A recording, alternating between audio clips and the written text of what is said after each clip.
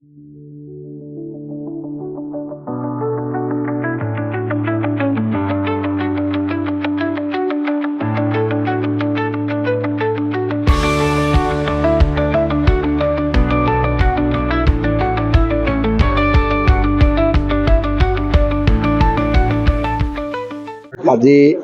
Doctor Nagen Saikia ডাঙৰীয়া সকলোৱে জানো আমি তেখেতৰ অসমৰ জাতীয় জীৱনলৈ এক বিশাল অৱদান আছে।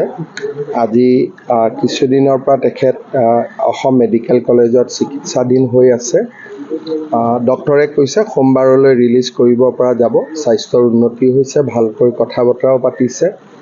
আমি ভগৱানৰ ওচৰত প্ৰাৰ্থনা কৰিছোঁ তেখেত সুস্বাস্থ্যৱান হৈ থাকক আৰু ভগৱানে তেখেতক সুদীৰ্ঘ আয়ু প্ৰদান কৰক।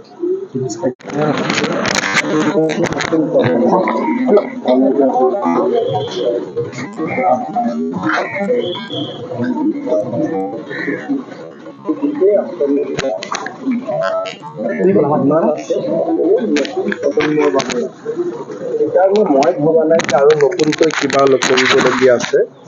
যিখিনি আছে সেইখিনি ভাল কৰি ৰূপায়ণ কৰিলে হৈ যাব।